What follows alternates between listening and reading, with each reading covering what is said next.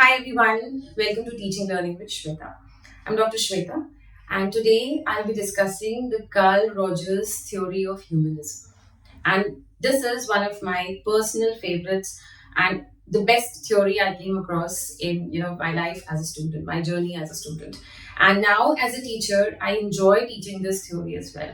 And I try to apply this theory a lot in my life, in my profession, and in everything. So you will also enjoy learning this theory. So before we get into the details about what Carl Roger had said in this theory, we need to understand why we are putting it under the humanism category or humanist school of thought. Schools of thoughts, we already have discussed that there are a group of psychologists who believe that behavior is everything. They are known as the behaviorist psychologist. The psychologists who have done most of their experiments relating to cognition, they have linked personality, leadership, learning, everything to that. They are primarily the cognitivist psychology and they belong to the cognitivist school of thought. Similarly, the psychologists who have agreed with Sigmund Freud, who had talked a lot about unconscious mind, unconscious behavior, past experiences, childhood experiences, emphasis on sex, and all these things, those psychologists, they belong to the psychoanalytic school of thought. So there have been so many schools of thoughts. The ones who came after Sigmund Freud and worked upon the topics that Sigmund Freud had discussed, they came under psychodynamic school of thought. So there are so many schools of thoughts. But one school of thought that emerged after all these school of thoughts got popularity was the school of thought, the humanist school of thought or humanism. And this school of thought has applications everywhere because there's a word human in it. So let's understand this. For understanding this, we have to do a little comparison. Behaviorism, cognitivism,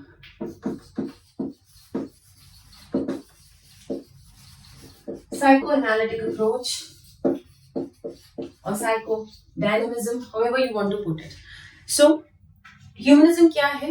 humanism वो school of thought है जो human को centre में रख के सारी theories दे रहा है. ये एक ग्रुप ऑफ साइकोलॉजिस्ट है जिनके लिए सबसे इम्पोर्टेंट है ह्यूमन बीइंग. सिर्फ ह्यूमन का बिहेवियर नहीं, उसका दिमाग नहीं या उसके पास्ट एक्सपीरियंसेस नहीं. तो वो वाला जो स्कूल ऑफ थॉट है वो है ह्यूमनिज्म. बट ये ह्यूमनिज्म आया क्यों, इसकी जरूरत क्यों पड़ी? सो अभी तक जो मैंने जैसा आपको बताया, अभी तक हम जो डिस्कस कर रहे थे कि कुछ साइंटिस्ट, जो कुछ साइकोलॉजिस्ट थे, वो बिहेवियर को ही समझते थे सबसे ज्यादा इम्पोर्टेंट, जो ऑब्जर्वेबल चीजें थी, और कुछ थे जो दिमाग की बात करके सारी थ्योरीज निकालते थे अपनी, और कुछ ऐसे थे जो बिलीव करते थे कि जो हमारे पास्ट एक्सपीरियंसेस हैं, चाइल्डहुड एक्सपीरियंसेस हैं, उनसे हमारी पर्सनालिटी, लर्निंग, मोटिवेशन, ये सारी चीजें लिंक्ड हैं. तो उसी हिसाब से अलग अलग स्कूल्स में, वो स्कूल्स ऑफ थॉट्स में वो फिक्स होते थे. ऐसे और भी स्कूल ऑफ थॉट्स थे. तो हमने जो डिस्कस किए हैं अभी तक, हमने 3 मेजरली यही डिस्कस किए हैं. So I am writing them on the board because of this. Today we will be discussing a new school of thought and that is humanist school of thought or humanism. तो behaviorism, तो मैंने ये board पे इसलिए लिखे हैं because मैं थोड़ा सा कंपैरिजन करना चाहती हूँ इनका. तो बिहेवियरिज्म की अगर हम बात करते हैं तो बिहेवियरिज्म में मेनली बिहेवियर, स्टिमुलस और response, bonds, habits, rewards, connections, इन सब चीजों की मेजरली बात की है कि जो भी लर्निंग हो रही है, जो भी मोटिवेशन है, जो भी हमारी पर्सनालिटी है, वो इन चीजों पर बेस्ड है. So humanist, the psychologists who come under the behaviorist school of thought, they have said that everything which is happening is because of the stimulus response bonds. And they have used animals like rats and pigeons and monkeys in their experiments, and they have proven these theories, and then they have derived that the same things are applicable on human beings also. Human beings also, they form associations or connections. They are motivated to behave in certain way because of the greed of rewards and things like these. Behaviorism does not talk about what's going on our mind and in our heart. Neither does it speak about emotions, nor it speaks about intelligence. It kind of puts every individual in the same category that all of us are led by these things. तो थोड़ा सा criticism इस वजह से behaviourism का होने लगा है. कॉग्निटिज्म बात करता है जो भी चीजें हमारे कॉग्निशन से रिलेटेड है. So the school of thought, all those psychologists who have been under cognitism, they talk about things like cognition और cognition abilities, जिसमें आ जाती है हमारी intelligence, memory, insight, perception and things like that. ये तो मैंने बहुत थोड़ी सी लिखी है और बहुत सारी चीजें हैं जो कॉग्निटिविस्ट्स जिनके बारे में बात करते हैं. So if whether they talk about learning और they talk about motivation, they all these things are linked with cognition और कॉग्निटिव एबिलिटीज. Psychoanalytic approach में, as when we discussed the psychoanalytic theory, we did not discuss it yet in details, but under motivation we had studied psychoanalytic theory given by Sigmund Freud, in which he talks about unconscious behavior,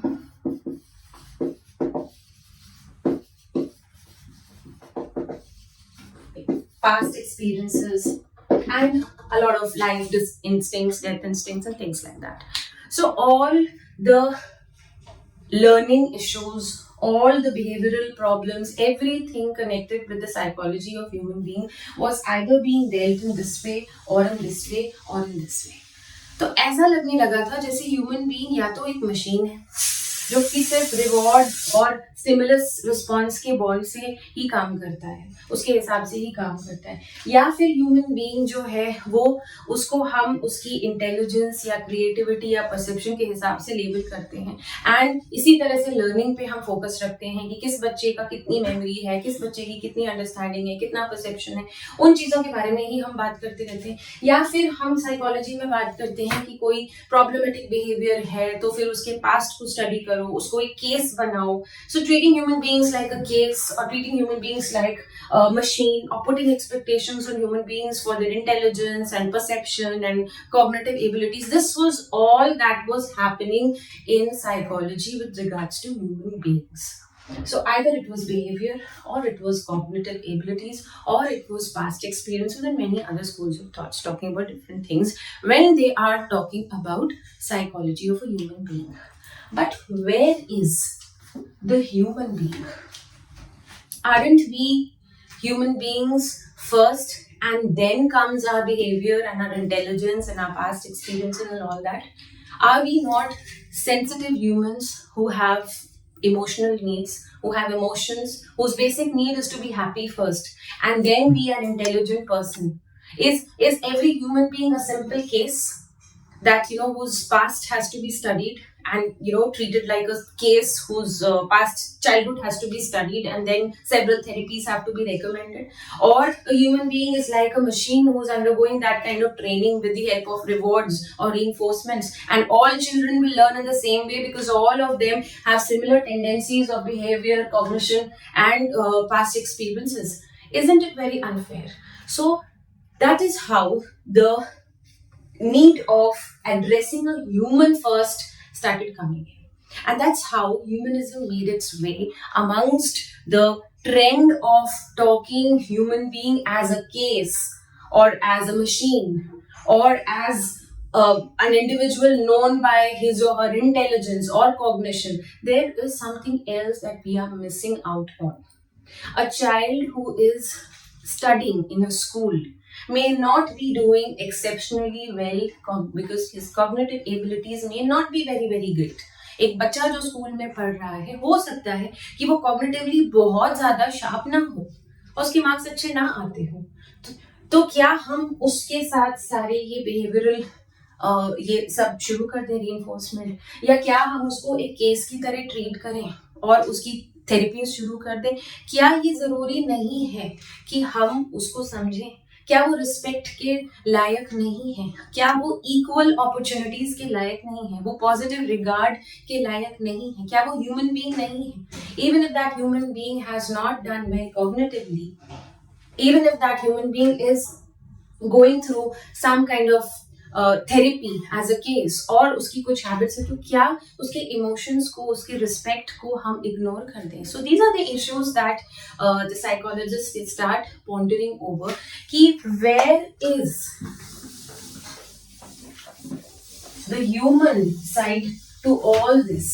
psychology में क्या हम सिर्फ behaviour की बात करेंगे, या हम सिर्फ स्टिमुलस रिस्पॉन्स की बात करेंगे, या सिर्फ रिवॉर्ड्स की बात करेंगे, या सिर्फ उनकी प्रॉब्लम्स, अनकॉन्शियस बिहेवियर की बात करेंगे, या उनकी इंटेलिजेंस, क्रिएटिविटी, इन्हीं चीजों की बात करके हम उनको लेबल देते रहेंगे, या हम कभी ह्यूमन बीइंग की बात करेंगे? ह्यूमन बीइंग में सबसे इंपॉर्टेंट चीज जो आती है वो है इमोशन, हैप्पीनेस, satisfaction, worth। इन चीजों के बारे में साइकोलॉजी बात क्यों नहीं कर रही है? So that's how humanism made its way in the environment that was hugely talking about behavior, psychoanalytics, psychotherapies, and all those, and cognition. So this emphasis of this school, emphasis of all the psychologists under humanism was on emotions, on things like happiness, things like satisfaction, and things like worth. Even a child studying in a school who does not do cognitively or academically very good, does not meet the expectations of parents who both may be doctors or engineers or very highly qualified successful individuals, does not become like them, is also worthy of respect, is worthy of being encouraged to become a satisfied, happy and fulfilling individual। तो एक ऐसा बच्चा जो cognitively भी बहुत अच्छा strong हो सकता है ना हो, उसकी इंटेलिजेंस IQ कम हो, उसकी परसेप्शन बहुत ज्यादा अच्छी ना हो, चीजें उसकी बहुत उसका बिहेवियर भी हो सकता है बहुत एप्ट ना हो, उसको बुरी हैबिट्स हो, कुछ भी हो, वो बच्चा भी डिजर्व करता है रिस्पेक्ट और अपॉर्चुनिटी कि उसको भी हम एक ऐसा इंसान बनने के लिए इनकरेज करें जो अपने आप से खुश हो, अपने आप से सेटिस्फाइड हो, जो इमोशनली बैलेंस्ड हो, जो अपने आप को वर्दी समझे, जिसका सेल्फ एस्टीम हाई हो। जरूरी नहीं है कि वो टॉपर हो एग्जाम में, लेकिन उसका सेल्फ एस्टीम हाई होना चाहिए। सो ये वाला जो कॉन्सेप्ट है ये आता है ह्यूमनिज्म से। और इस ह्यूमनिज्म के अंदर जितने भी साइकोलॉजिस्ट्स आए हैं, चाहे वो थेरेपी की बात कर रहे हो, थेरेपी तब दी जाती है जिसको मेंटल प्रॉब्लम होती है, चाहे वो उसकी बात कर रहे हो, काउंसलिंग की बात कर रहे हो, या वो टीचिंग की बात कर रहे हो, लर्निंग की बात कर रहे हो, पर्सनैलिटी डेवलपमेंट की बात कर रहे हो, मोटिवेशन की बात कर रहे हो, उनका फोकस इन्हीं चीजों पर होता है, इमोशन पे, happiness पे, satisfaction पे। So that is what the humanist school of thought is about. Now we are going to start with Karl Rogers theory of humanism. तो मैंने आपको जस्ट एक बैकग्राउंड दे दिया कि ह्यूमनिज्म कहाँ से आना शुरू हुआ। एक चीज मैं बता दूं, अगर मैं बहुत ज्यादा बिहेवियरिस्ट स्कूल को पसंद करती हूँ, if I am too much in conformity with all the theories that are given by behaviorists, if I am a teacher of that mindset that believes कि जो दिख रहा है, जो ऑब्जर्वेबल बिहेवियर है, स्टिमुलस रिस्पॉन्स का बॉन्ड, अगर मैं उसी पे फोकस करती हूँ तो मेरे स्टैंडर्ड रिवॉर्ड्स होंगे, स्टैंडर्ड सर्टिफिकेट्स होंगे जो बच्चों को तब मिलेंगे जब वो कुछ अच्छा करेंगे। मैं उन्हीं चीजों पे फिक्स हो जाऊंगी और उनके ऑब्जर्वेबल बिहेवियर के हिसाब से उनको या तो रिवॉर्ड्स दूंगी या नहीं दूंगी। एंड इसी तरह से मेरी अप्रोच होगी टीचिंग में भी, लर्निंग में, हर चीज में। बट मैं उनके इमोशंस को, इंडिविजुअल डिफरेंसेस को इग्नोर करूंगी, उनके कॉग्निशन को भी इग्नोर करूंगी, इमोशंस को भी इग्नोर करूंगी। अगर मैं कॉग्निटिविस्ट स्कूल ऑफ थॉट से ज्यादा अग्री करती हूँ as a teacher, if I am a teacher who believes that cognition is superior to behaviour and we need to focus more on intelligence, creativity and cognitive abilities of problem solving, abstract thinking, and I am making all my learning materials based on cognitivism, कोई मेरी teaching में human happiness का या emotions का कोई scope ही नहीं है। सिर्फ दिमाग की बेसिस पर मैं बच्चों को जज कर रही हूँ, उनको सर्टिफिकेट्स दे रही हूँ, उनको पास कर रही हूँ एग्जाम में। मेरा लर्निंग पे, पर्सनालिटी डेवलपमेंट में फोकस सिर्फ दिमाग पर है, मेमोरी पर है, परसेप्शन पर है। तो I am again ignoring a lot of things that are also there in human beings।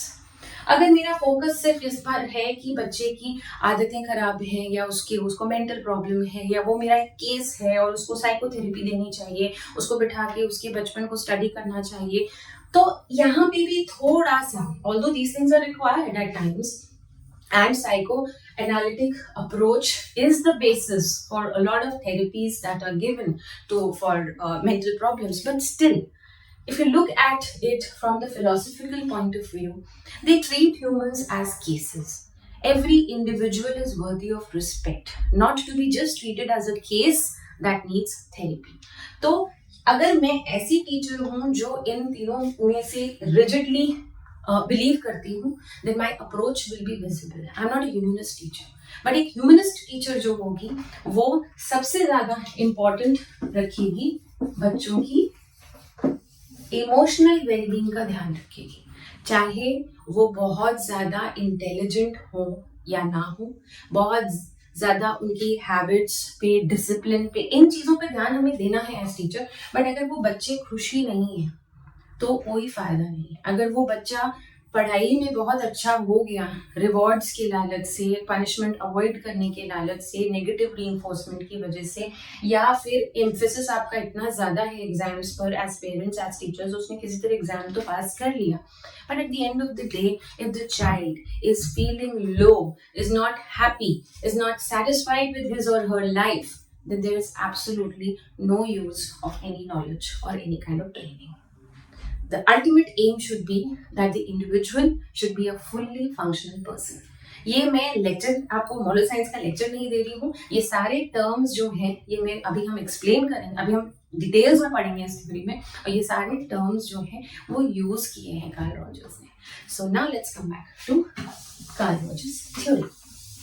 बहुत simple theory. So Carl Rogers theory of humanism. इसको समझने के लिए दो तीन टर्म्स का मीनिंग समझना जरूरी है. तो सबसे पहले तो हम पढ़ेंगे सेल्फ कॉन्सेप्ट, और सेल्फ कॉन्सेप्ट में आ जाती हैं दो चीजें.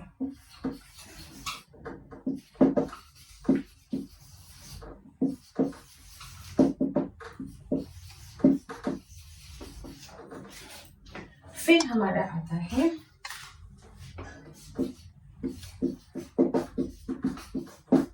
पॉजिटिव रिगार्ड,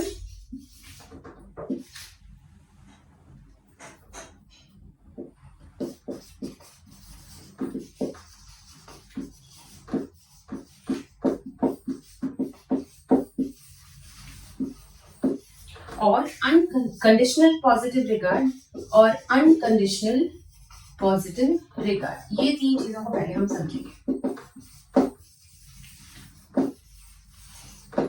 उसके बाद हम और कुछ टर्म्स हैं, कॉन्ग्रुएंस,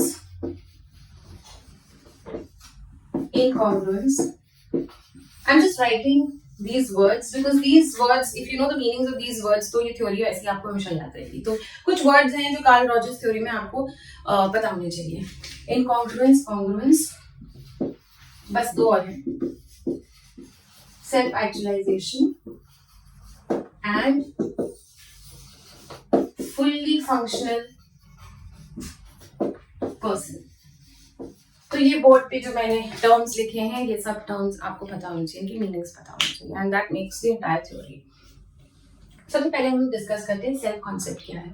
सेल्फ कॉन्सेप्ट अपने बारे में जो भी हम सोचते हैं, whatever we think about ourselves और the perceptions that we have about ourselves makes our self concept. Now self concept consists of two components. Whatever we think about ourselves, that's our self image. So that's the real self. How good we think about ourselves, हम अपने बारे में कितना अच्छा सोचते हैं. एक तो होता है कि हम कंप्लीट अपने बारे में क्या सोचते हैं. The complete picture that we have about ourselves is a self image, that we are intelligent people. I am a girl, I am a student, I am a teacher, I work here, I study this course, I do these things well, I don't do these things very well. All that comes a sum total of everything that I feel about myself is my self image or the real self. Self esteem क्या है? How good I think about myself, my capabilities especially. So self efficacy and all these things come under self esteem. So self esteem is basically the perception of our capability, or how good we are. So self-esteem is how good I am. So that makes our self-concept. So every individual has a self-concept. Self-concept develop होना शुरू होता है बचपन से. क्यों? Environment से.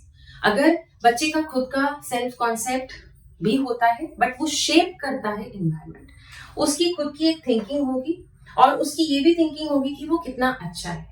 ये जो चीज होती है ये इन्वायरमेंट से आती है. उसके पेरेंट्स, उसकी फैमिली, उसके स्कूल, उसके टीचर्स उसको क्योंकि जब वो इन्फेंट है तब उसका इतना दिमाग मेच्योर नहीं है, वो इतना मेच्योर इंडिविजुअल नहीं है.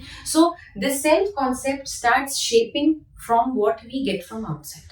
अगर हर छोटी छोटी चीज पर उसको डांट पड़ रही है और उसको ये फील कराया जा रहा है कि तुमने गलत किया है. If a child is made to feel at every action that he or she does that the child did a mistake or the child is incapable, then the self-image and self-esteem they go on becoming low. तब self-esteem और self-image कम होने लगते हैं, negative होने लगते हैं और self-concept negative होने लगता है. So self-concept can be positive if every time the child is trying to do something, the child is being appreciated, motivated or at least not criticized. तो environment plays a very important role in forming our self-concept. Here we understand this. Now, positive regard का मतलब क्या है? Second term जो आ रहा है respect for individuals. ये respect जो हम बच्चों को देते हैं, अभी हम बचपन की ही बात कर रहे हैं क्योंकि बचपन से लेके बड़े तक की जो जर्नी होती है, the journey from infancy to adulthood is, and the experiences and the environment we give during this period is the most important and the crucial period shaping the personality of the individual. So we are emphasizing particularly on childhood, and therefore this theory is included in education because we as teachers are dealing with children and adolescents. So positive regard is a respect given to a child. Here I'll only talk about children now. And conditional positive regard and unconditional positive regard क्या है? जब हम ऐसी conditions लगाते हैं as parents या as teachers कि maths में 100 लाओगे तो ही हम तुमको गिफ्ट देंगे, या फिर मैथ्स में अगर अच्छा नहीं किया तो हमारा मुंह फूल गया, हमने उससे बात नहीं की अच्छे से, हमने उसको गुड भी नहीं बोला, हमने उसे इग्नोर किया, हमने कॉन्स्टेंटली उसको ये फील कराया कि तुमने अच्छा नहीं किया, it's not nice, it's your mistake. तो कंडीशनल पॉजिटिव रिगार्ड क्या होता है? जब हम पॉजिटिव रिगार्ड या रिस्पेक्ट तब देते हैं किसी बच्चे को जब वो कुछ अच्छा करके दिखाता है, जब वो मैथ्स के एग्जाम में 100 लेकर आएगा या साइंस के एग्जाम में बहुत अच्छे मार्क्स लेके आएगा या फिर उसने कुछ अचीव किया, कुछ कंपटीशन जीता, हम तो ही उसको ऐसा फील कराएंगे कि वो वर्दी है रिस्पेक्ट के या लाइक करने के. सिर्फ उसे रिवॉर्ड ही नहीं बल्कि उसे जो हम अप्रिसिएशन दे रहे हैं, उसको जो हम अच्छा या बुरा फील करा रहे हैं, उसके लिए कंडीशन है कि अगर तुम पढ़ाई अच्छे से कर रहे हो, अचीव कर रहे हो, स्पोर्ट्स में अच्छे हो, इन चीजों में अच्छे हो, तो ही हम तुम्हें रिस्पेक्ट दे रहे हैं. If this is the attitude of parents and teachers, then the respect that you're giving to child is associated with some condition. It does not come free, it comes with a condition. तो हमेशा जो हम अच्छा treat कर रहे हैं बच्चों को, उनको इंक्लूडेड फील करा रहे हैं, उनको अप्रिशिएटेड फील करा रहे हैं, उसके लिए हमेशा कोई कंडीशन रखी हुई है हमने. So that is conditional positive regard. तो इसका एक छोटा सा एग्जाम्पल ये है कि क्लास में often I have observed this, and I am also a human being, and often I also unintentionally indulge in being better at my behavior with students who are listening to me, paying attention in the class, in comparison to those students who are not paying attention in my subject. तो एक natural tendency है teachers की कि उन बच्चों को हम return करते हैं with more attention, with more appreciation and more liking. हमारी बॉडी लैंग्वेज भी ऐसी होती है कि उन बच्चों को हम ये फील कराते हैं कि वो बहुत अच्छा कर रहे हैं. And when it comes to those students who are not doing well in my subject, not paying attention, not at the best behaviour, मेरी पर्सनालिटी में ये शो करता है, मेरी बॉडी लैंग्वेज में ये शो करता है that I am not liking you. So this is one way of making people this is one way of giving regards to people based on conditions.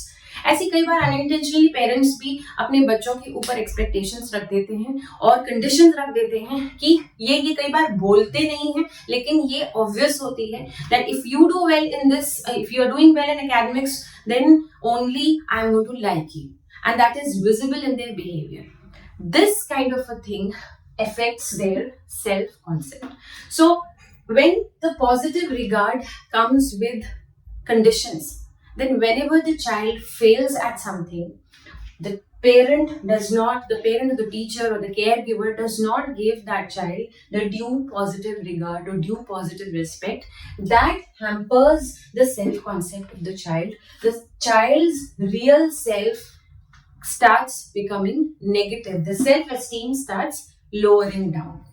Whereas when we give unconditional positive regard, what is unconditional positive regard? That you are a human first, you are a student first, and you are worthy of respect. Whether you are an achiever or not, that comes later. First, you are a human being. That does not mean that we are encouraging bad behavior. That only means that we have that inbuilt respect for every human being, and that respect does not have any condition. It is unconditional. And we as guardians, parents, as caregivers or as teachers have to ensure that everybody gets that positive regard regardless of achievements or numbers or marks or behavior or habits. किसी बच्चे को अगर drug addiction में भी वो अगर फंस गया है तो भी हमें उसे शेम नहीं करना है पूरे time.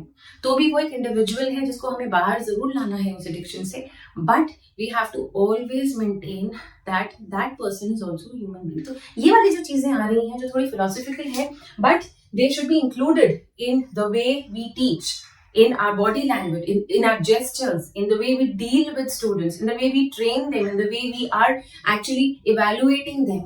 That all, these things should reflect in all that functioning as a teacher.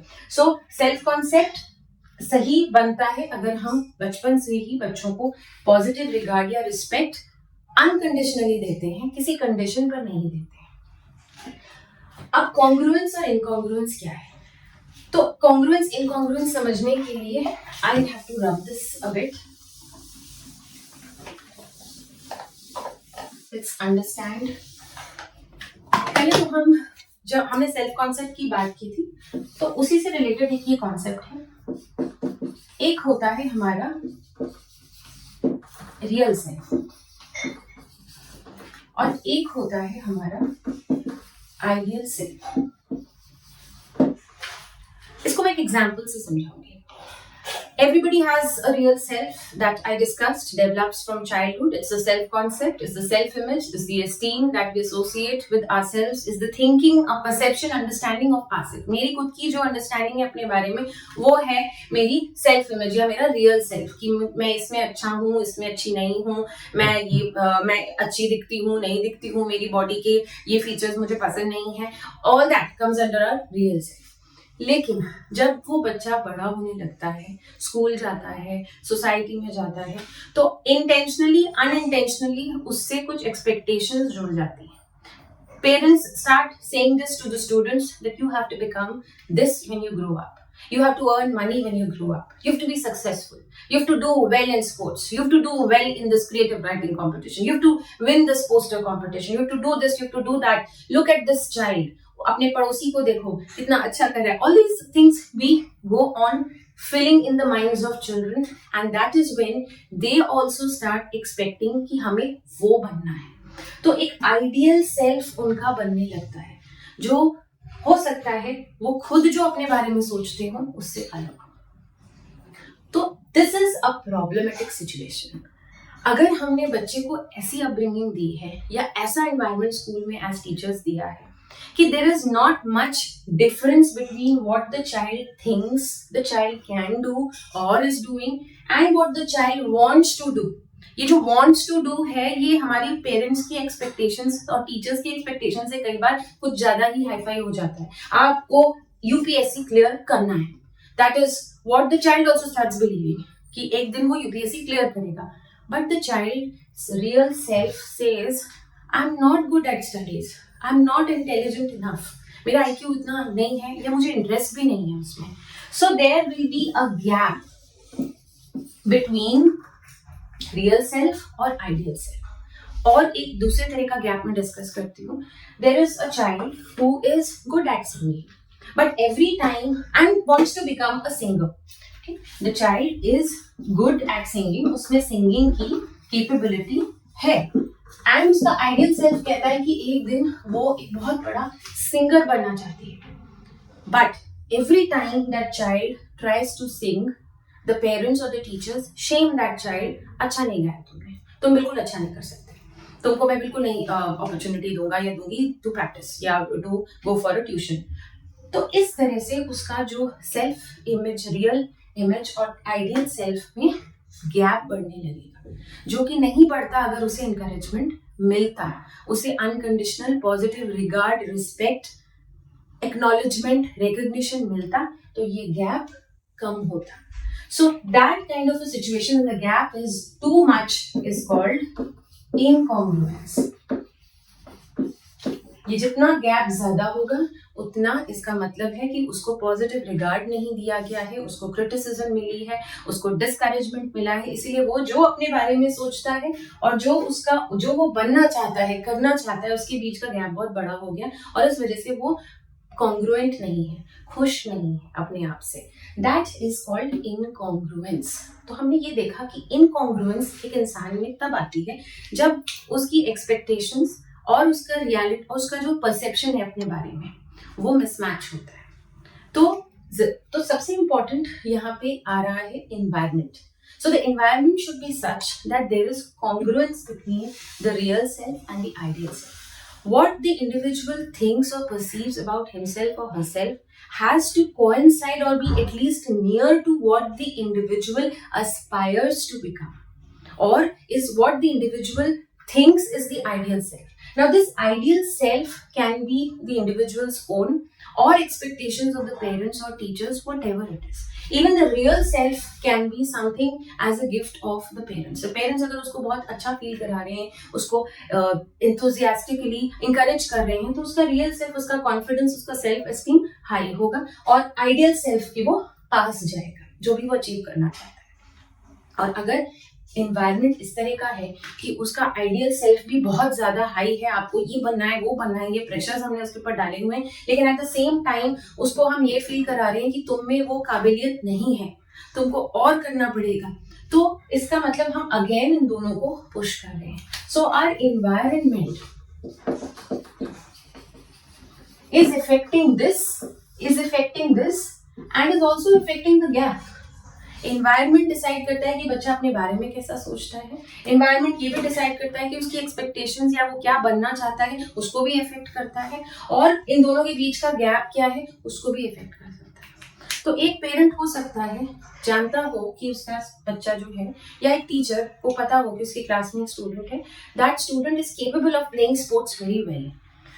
So the teacher starts encouraging the child to play sports and constantly उसको छोटे छोटे अचीवमेंट्स पे भी उसको मोटिवेट करती है या करते हैं, उसको इनकरेज करते हैं, एंड उसका रियल सेल्फ जो उसकी थिंकिंग है अपने बारे में, सेल्फ एस्टीम उसका हाई हो जाता है, और उसको ये भी फील होने लगता है कि मैं एक दिन स्पोर्ट्समैन जरूर बनूंगा अच्छा, because the teacher is saying this repeatedly that you can do it. Motivation मिल रहा है, रिस्पेक्ट मिल रहा है.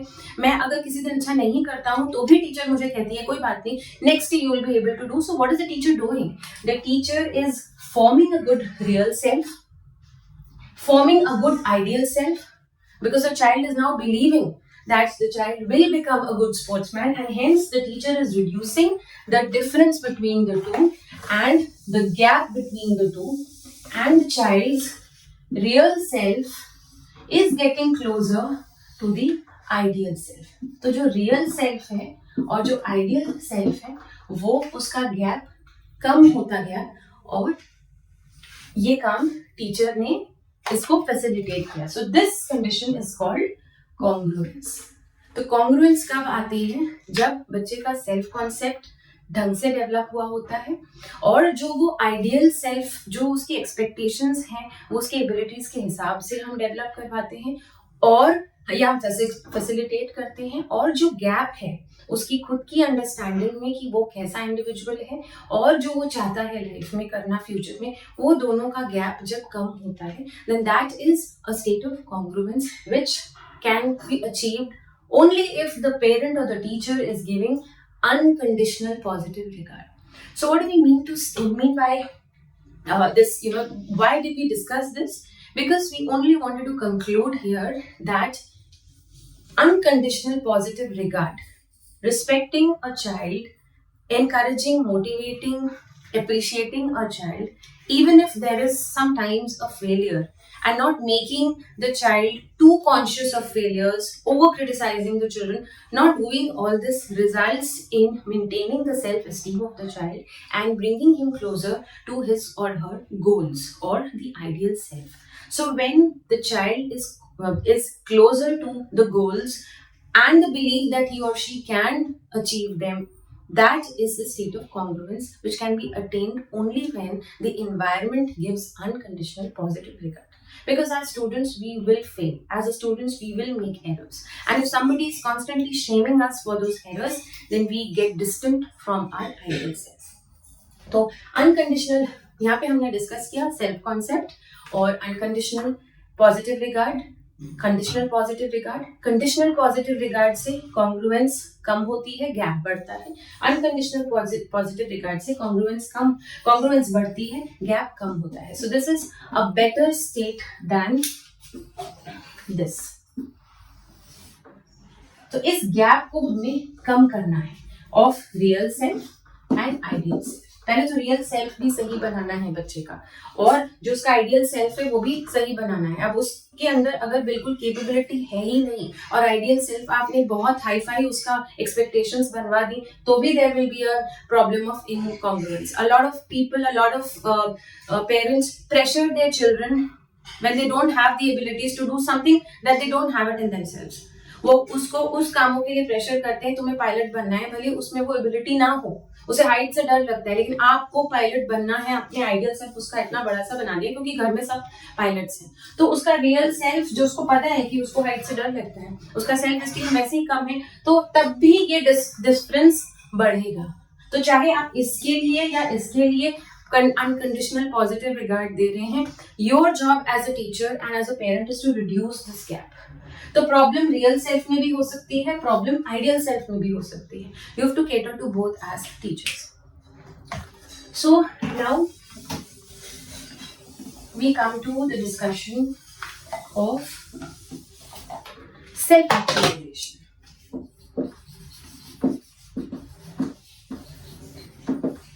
Self-actualization and then fully functional person. These are the words that Carl Rogers has actually used in his theory. So I'll be discussing them. Self-actualization क्या है? ये basically self-actualization is believed to be a need. ये Maslow's ने दिया है, जब हम Maslow's theory पढ़ेंगे, which is also a humanistic theory. That then we discuss self-actualization in details. तो सेल्फ एक्चुअलाइजेशन का मतलब है कि जो हमारा सेल्फ कॉन्सेप्ट है, जो हम अपने बारे में सोचते हैं, वो प्रॉपरली बना हुआ हो. We know our strengths and weaknesses. We are satisfied and happy with ourselves. We are emotionally stable. We don't have emotional issues, and we are ready to give something to the society in return. We are happy with ourselves. That stage comes after a long time in life when our childhood and adolescent experiences are full of unconditional positive regard. तो जब एक इंसान congruent होगा,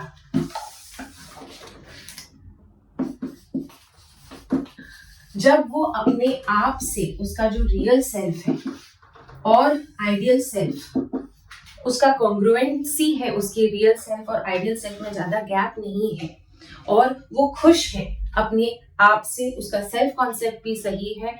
when that person is happy, satisfied, is aware of the weaknesses and strengths, and is an individual who can give back to the society also, is doing well, that kind of a person is a self-actualized person. पर ये तभी होगा self actualisation जब उसके childhood के experiences में congruence को हम इनकरेज करेंगे. As a child, if you are constantly criticizing children, if you are constantly labeling them, comparing them, subjecting them to competition, अगर हम यही सब करते रहेंगे तो उनका आइडियल सेल्फ और रियल सेल्फ में कॉन्ग्रुएंस नहीं हो, गैप बढ़ता जाएगा, वो इनकॉन्ग्रुएंट होंगे और वो कभी भी सेल्फ एक्चुअलाइज्ड नहीं हो पाएंगे, वो अपने उनके हमेशा एक मिसमैच रहेगा. So self-actualization is what Carl Rogers says is the ultimate aim of every individual. और यहाँ तक लाने में हेल्प करने की जो ड्यूटी है वो पेरेंट्स की है और टीचर्स की है. तभी वो इंसान जो सेल्फ एक्चुअलाइजेशन कर सकता है वो ही इंसान है फुल्ली फंक्शनल पर्सन. तो यहाँ पे फुल्ली फंक्शनल पर्सन बनाने के लिए, fully functional person is that person who can self actualise. Self actualise person वो है जिसमें कॉन्ग्रुएंस है. कॉन्ग्रुएंट पर्सन वो है जिसको पॉजिटिव अनकंडीशनल सेल्फ रिगार्ड मिला है. और ये जिम्मेदारी किसकी है? टीचर्स की और टीचर्स की और पेरेंट्स की. तो ऑब्वियसली यहाँ तक पहुंचने के लिए सबसे इंपॉर्टेंट चीज होती है कि हम इमोशंस का भी ध्यान रखें. हम सिर्फ उनको मशीन की तरह हैबिट फॉर्मेशन नहीं करेंगे, ना उनको केस की तरह साइकोएनालिटिक थेरेपीज में घुसाएंगे, ना हम ओवर एम्फेसिस देंगे कि उनको इंटेलिजेंट बनाना है, उनके मार्क्स अच्छे आने चाहिए. What is important here is to ensure that they become self actualized. Not rich, not highly successful, not academically strong, but most importantly, a fully functional person who has no conflict, who has no incongruence. वो खुश है, satisfied है, उसके real और ideal self में कोई difference नहीं है. जरूरी नहीं है कि कोई बहुत सक्सेसफुल इंसान उस कॉन्ग्रुएंट हो. बहुत सक्सेसफुल होने के बाद भी उसको सेल्फ एस्टीम के इश्यूज हो सकते हैं, वो कॉन्ग्रुएंट नहीं भी हो सकता है. That all depends on how much unconditional positive regard he or she has received during his or her childhood or adolescent period. That is what is considered important by Carl Rogers in his theory. So how does a fully functional person behave? A fully functional person is generally creative, open to life, is more curious, is more ready to take risks, is very happy and satisfied with one's life, is having high self-esteem. ये सारी qualities होती हैं fully functional person में. तो उसके लिए वो पूरी कहानी जो हमने पढ़ी है स्टार्टिंग फ्रॉम सेल्फ कॉन्सेप्ट वो जानना जरूरी है. So if I make a self actualization और फुल्ली फंक्शनल फ्लो चार्ट, वो फ्लो चार्ट कैसे बनेगा? Self concept, then we have unconditional positive regard, then we have congruence, then we have self-actualization or self-actualized person, and at the last fully functional person.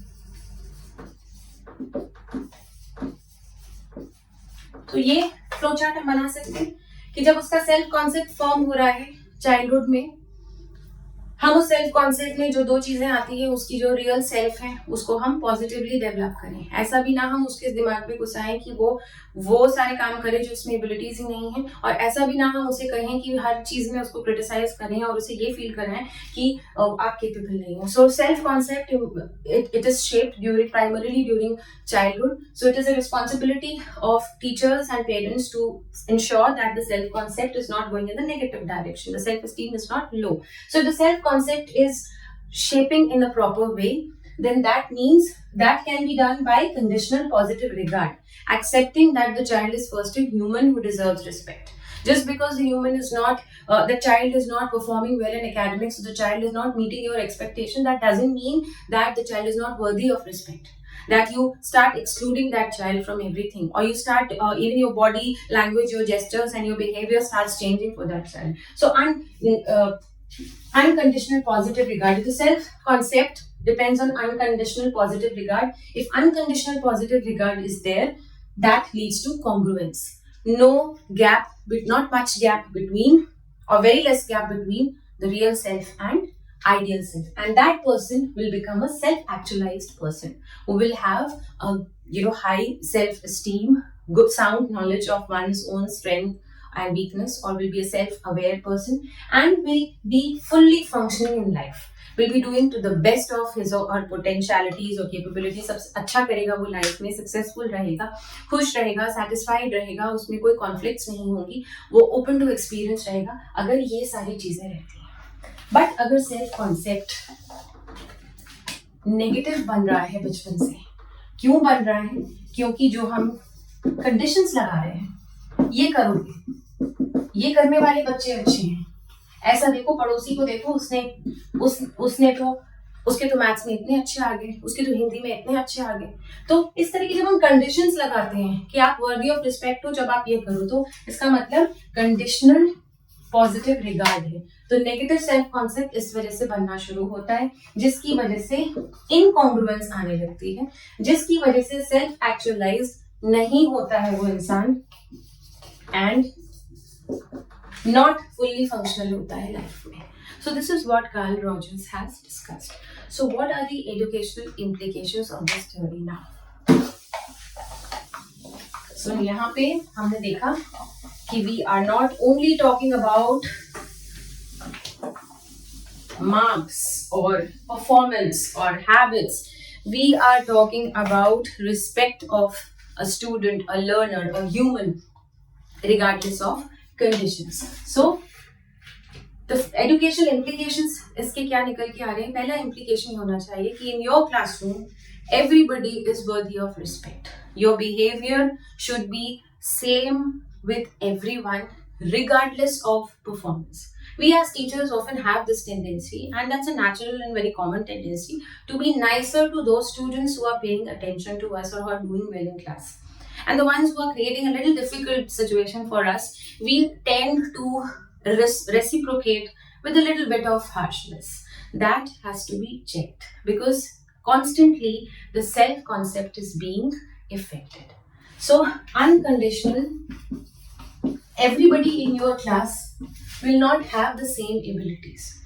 Every child will have something different, will lack in something, will excel in something. So regardless of what people are lacking or excelling or having in them, you have to give them unconditional positive regard to all students. ये तो आता ही है निकल के इस theory से. Secondly, labeling.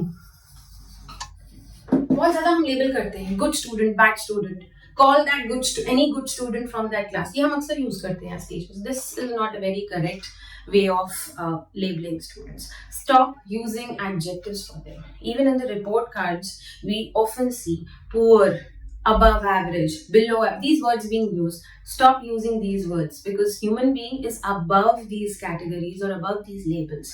Of course, if there's a gap, it's your responsibility to point it out, but not by labeling and addressing them and making them believe that he or she will be known by a marks. A student shouldn't be known by marks or grade or points. So labeling, excessive competition, ये avoid करना चाहिए. और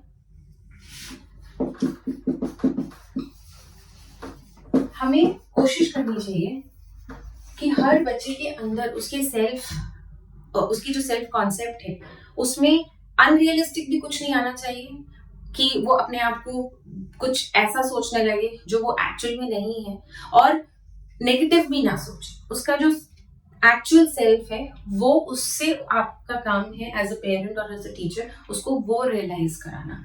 तो finding the potential, every child has some potential, something unique in him or her. So your job as a teacher is to help the child find that best quality in himself or herself and use that to motivate to develop or hone those things. So that's what is very important because this is related to self concept. तो आप बहुत damage करते हैं, which we as teachers often do a lot of damage when we are labeling students or we are expecting a lot from them or subjecting them to competition, and we are actually not encouraging them to find out what's good and bad in them, what's strong and not so strong in them. So that's one thing that we have to do, then your learning should be more student-centric. Now, student-centric does not mean that you will encourage bad behavior, you will take disrespect. That's not what I mean by student-centric. Student-centric means that you have to make your learning more collaborative in nature. That is, every student should have a say. Every student should get should get an opportunity to speak. आपके class में ऐसा environment होना चाहिए, democratic environment होना चाहिए कि class में वो आपसे सवाल पूछ पाए, आपसे डाउट्स क्लियर कर पाए, आपसे अपनी मन की बात कह पाए, अपनी प्रॉब्लम्स शेयर कर पाए, उनकी जो नीड्स हैं, लर्निंग गैप्स हैं, वो उनके हिसाब से आपको करिकुलम बनाना है, ना कि अपने हिसाब से एक rigid fix curriculum, fix text books, fix question papers, fix pattern बना के नहीं रहना है. You have to make the education need based. और जब हम नीड बेस्ड कहते हैं तो we have to make our education inclusive in nature. अब इंक्लूसिविटी सिर्फ इसलिए नहीं होती है कि किसी को अगर कोई डिसेबिलिटी है, अगर कोई डिफरेंट कल्चर से आ रहा है, डिफरेंट लैंग्वेज बोलता है, किसी की इंटेलिजेंस कम है, आईक्यू कम है, किसी में कोई और पोटेंशियल है, किसी में इंटरपर्सनल स्किल्स अच्छे नहीं है, किसी में कुछ अच्छा नहीं है, you have to cater to these differences. You have to include all children together. If a child is not good at calculations and you are taking a math class which is focusing on calculations, you are not going to shame that student. You should understand that that child is not good at something. So either you facilitate that or you do not keep your evaluation completely based on that, because that child may be good at something else. तो आपको अपने evaluation patterns भी need based बनाने हैं, सबके individual differences को रखते हुए बनाने हैं. Humanism के तो निकलते ही जाएंगे, implications बहुत सारे हैं, because ultimately होता ये है कि जब हम फिक्स्ड चीज़ों के बेसिस पे evaluation या learning, teaching, curriculum, construction ये सब करते हैं कुछ ही लोगों के बेसिस पर, या कुछ ही चीज़ों के कुछ ही पैरामीटर्स जो कॉग्निटिव मेमोरी वगैरह ही सब हम चेक कर रहे हैं या टेस्ट कर रहे हैं, तो हम बहुत सी उन बच्चों को इग्नोर करते हैं जिनमें कुछ एक्स्ट्रा भी हो सकता है. A child who is good eight sports may be exceptionally good at sports and could really do well in future in sports, और आप उसको सिर्फ एकेडमिक्स पे जज इवेलुएट करके उसे रिपोर्ट कार्ड में आप नेगेटिव फीडबैक देते जा रहे हैं, तो आप कहीं ना कहीं डैमेज कर रहे हैं उसका सेल्फ कॉन्सेप्ट, और इनकॉन्ग्रुएंस उसके रियल और आइडियल सेल्फ के बीच में आती जाएगी. तो इसीलिए जरूरी है कि एजुकेशन को आप इंक्लूसिव या नीड बेस्ड बनाओ. जिस स्टूडेंट को जिस चीज़ की ज़रूरत है, जो पोटेंशियल उसमें है, उस हिसाब से आप अपने इवैल्यूएशन के पैटर्न्स, टीचिंग की पैटर्न्स, अपना बिहेवियर भी उस हिसाब से बनाओ. Then at the end I would write that pressure तो बच्चों पे होता ही है कि आपको एग्जाम पास करना है, बोर्ड में अच्छे मार्क्स आने चाहिए, फिर आपको जॉब मिलनी चाहिए, फिर ये होना चाहिए, वो होना चाहिए. बट ये आपको हमेशा ध्यान रखना है कि उसकी इमोशनल वेलबींग कितनी है, क्या वो अपने आप से खुश है, कि उसने अगर अचीव एकेडमिकली कर भी लिया तो भी क्या वो सेल्फ एक्चुअलाइज्ड है. We somewhere have to motivate students to reach to that level of self actualization. Just getting good marks, just passing exams, just getting a good job will not make them self-actualized. You have to actually invest a lot of efforts in them to help them develop a personality in which they are aware of their weaknesses and strengths and are doing things according to their self-concept and their ideal self, and there is not much gap in it. कोई इनकॉन्ग्रुएंस नहीं है. वो तभी होगा जब आप conditions लगाना बंद करेंगे, आप उनको रिस्पेक्ट बिना किसी कंडीशन के देंगे, अनकंडीशनल पॉजिटिव रिगार्ड देंगे. जब आप इमोशंस की बात करेंगे, नीड्स की बात करेंगे, इंक्लूजन की बात करेंगे, जब आप इन चीजों की बात करेंगे, कंपटीशन नहीं होगा, प्रेशर नहीं होगा, लव एंड अफेक्शन होगा, तब वो एनवायरनमेंट आपका टीचिंग और लर्निंग का environment, and this applies to parents also, and home environment ऐसा बनेगा कि that individual will have high self-esteem, will be more aware of positives and negatives. उसकी aspirations भी उसी अकॉर्डिंग बनेंगी, वो अपने से खुश रहेगा, इनकॉन्ग्रुएंस नहीं होगी और फुल्ली फंक्शनल पर्सन बनेगा. सो यहाँ पे हम सेल्फ एक्चुअलाइजेशन और यहाँ पे हम सेल्फ एस्टीम भी लिख सकते हैं।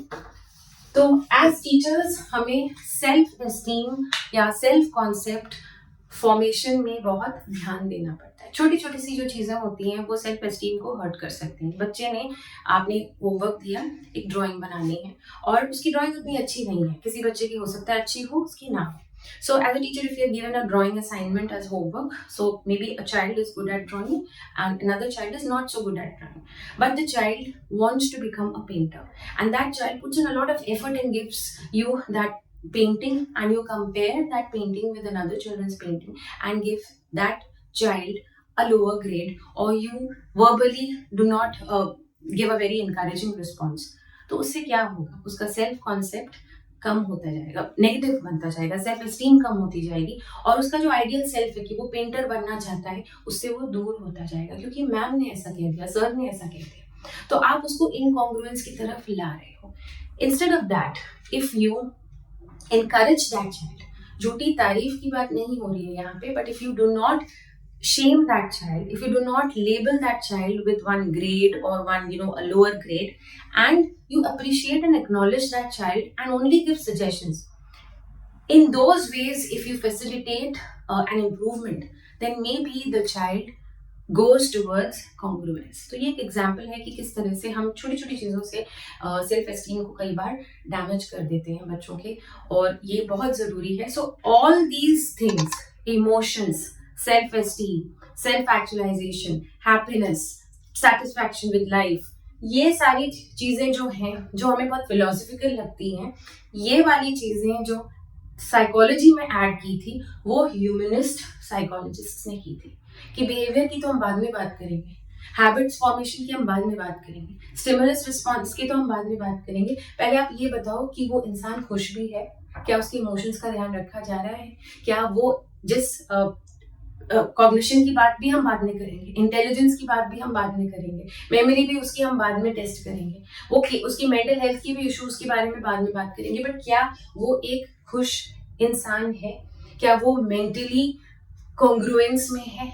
That is what is important to ponder over according to Carl Roger. So that's how his theory is applied in education as well as in counseling therapies. Counseling therapies में जब जैसे psychoanalytic theory के बारे में जब मैंने बात किया, तो जब cases आते हैं अपनी mental health issues को लेके, उनको as a case treat किया जाता है, उनके लिए लिखा जाता है कि इसको ये mental problem है, इसको ये therapy दी जाए, that is also not very respectful because a human being is not a case. उसकी भी चीज़ों को इस तरह से negatively लिखना is not good. So ये थ्योरी जो है, ये अभी मैं तो एजुकेशन के में ही एप्लीकेशन इसके डिस्कस कर रही हूँ, but this theory has applications in counselling also, in different areas, in work also, at work also. So this theory has several applications. So a person does not need to be treated like a machine or like a case, or additional pressure be added on or judged or labeled on the basis of cognitive abilities कि intelligent इतना है. So ये चीजें Karl Rogers को गलत लगती थी. So ये थी हमारी कार्ल रॉजर्स की थ्योरी. इसमें जो इम्पोर्टेंट चीजें याद रखने वाली हैं, self concept, positive regard which can be conditional or unconditional. Unconditional is better. Then we have congruence, the concept of congruence and incongruence between real self and ideal self. Then self-actualization and fully functional person. Fully functional person की क्या qualities हैं वो हमने discuss किया था. And then the educational implications जो कि बहुत सारे हैं. So the moral of the story, this entire theory is that emotions need to be also taken care of. That is why this theory, because that is what makes us human beings. So human first, then everything else. That is what was the theory. That is what Carl Rogers has said in his theory. So for further more videos, subscribe my channel and keep posting in your comments and like my videos. That gives me a lot of motivation and encouragement. And stay tuned. Bye.